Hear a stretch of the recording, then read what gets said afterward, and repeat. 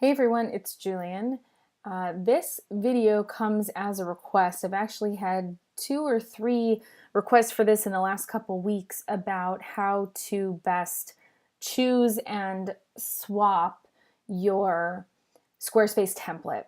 When I was first using Squarespace, I would joke, I would change my template like I moved my furniture around. I was forever trying a different one.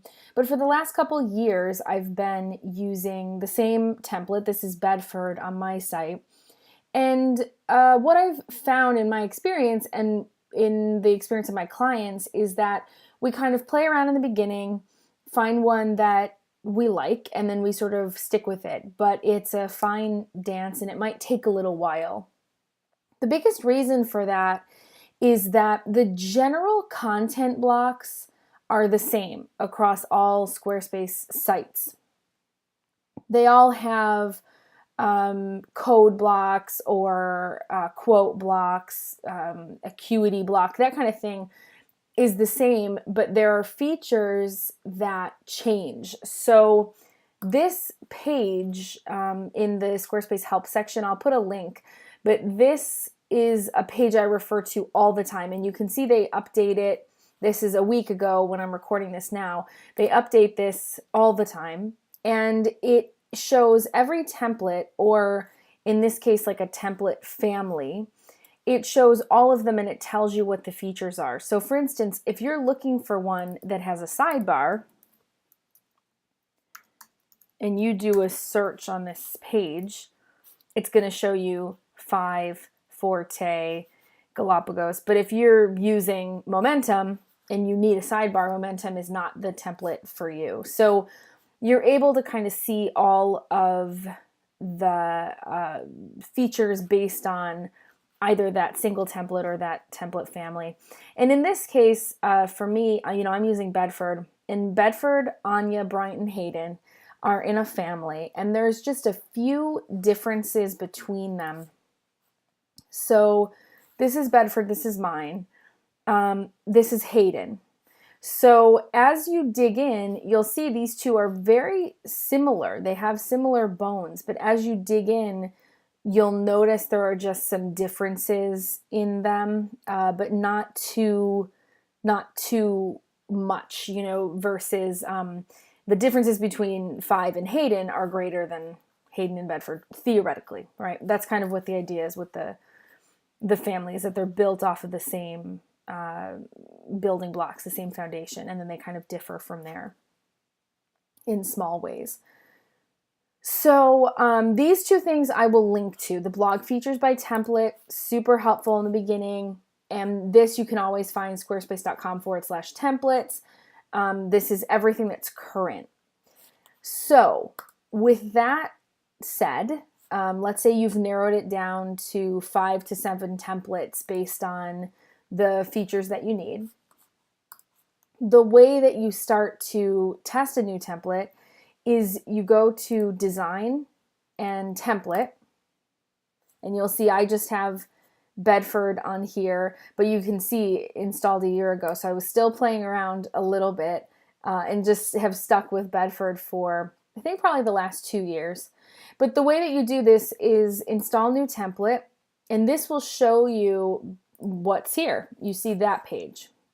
So this should look familiar. You go through here and you are finding the one that you want to test. So let's say Maple. And you hit start with Maple. And now you've installed that on your site, but you need to hit the preview button to test that. And you could go back to install and you could grab Avenue and have that on there.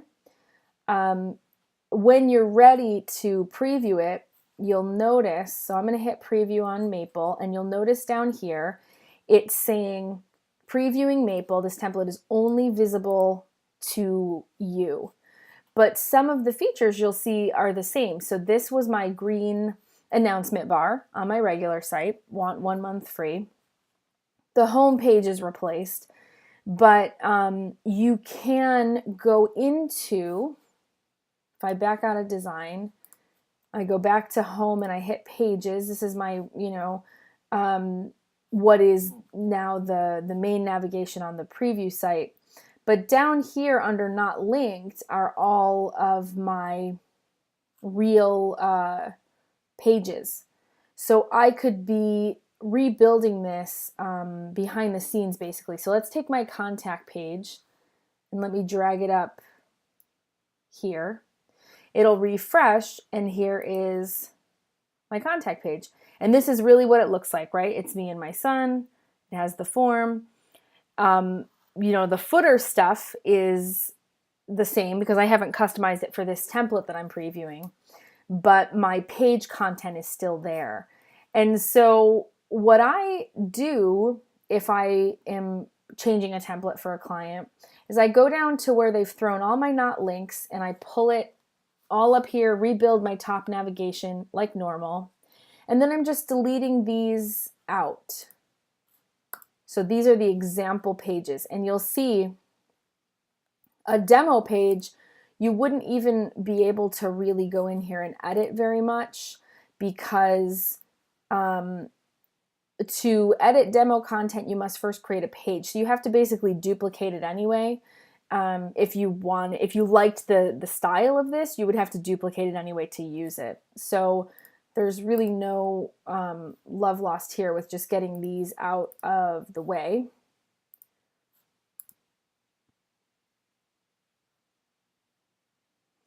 And you will have to do that for all of these demo pages, and then down here, this home page is under your not links. You'll have to go through and get rid of all the extra stuff. But none of your content that was pre-existing is my point. None of that pre-existing content disappears. It's just a reorganization and kind of putting the puzzle back together of how you had it. But once you do that, the thing I do next is this might not work for you, some of the design features like the H1, like the heading 1. So the thing I do next is just head back to design. So I would go into design and then style editor. And this is everything that you can edit for your new template. So I'm going in here and I'm hitting the H1, and let's say I want to make this smaller. So I'm going to drag it down. It's, doing that live right in front of me. And so I'm just getting everything perfect. Let's say I don't like the way the button is. I want it to be a solid instead of that outline. So, excuse me, I'm hitting save. And here is, my new contact page. And I'm doing that for the whole site. So I'm going into each page and I'm saying, all right, let me go back into style editor. Let me hit this section, and maybe I actually don't like it at 43, the H1, maybe I want to make it a little bit smaller, whatever it is. My form buttons, I want those to be solid. So I'm just editing everything. After I've rebuilt, the way my navigation is, I do that first. And then go in and I do the headings H1, H2, H3. I do what's called the normal font. So I'll show you where that is. So that is going to be, here's the header, primary navigation, the header, the secondary, the body text is what I'm looking for. So I might change, you'll see it just changed right there. I'll show you again if you watch right here. It changes that. Now obviously I'm not going to use that one, but it'll change right in front of your eyes. I change the size, I get everything the way that I want it. And then I do a quick overview of the design. So making sure I caught everything. And by catching everything, I mean footer, buttons, those, this part down here, the buttons sometimes are overlooked. The newsletter block, if you're using the internal block, if you're a MailChimp user, sometimes those are overlooked. The announcement bar sometimes is overlooked.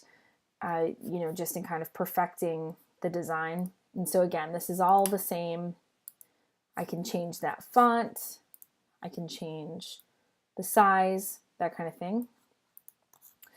And then when you have everything perfect, so you've fixed your top navigation, you have fixed all of your internal pages, you've fixed your design for button design and headings and body text.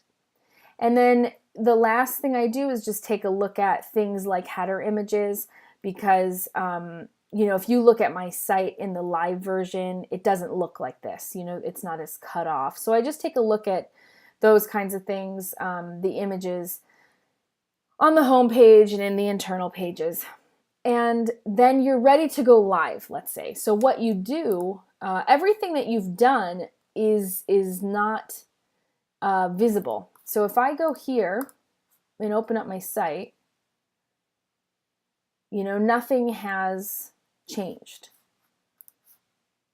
Here's my contact page. Everything's exactly as it was, right? So we come back here and you're ready to go live. Now I'm not going to necessarily do this, but you're ready to go live. It's down here, this big blue button, Set as Live Template. So if I were to do this, exactly what we've built out here immediately goes live on the site. As soon as I were to come here and hit the refresh button, it's live there.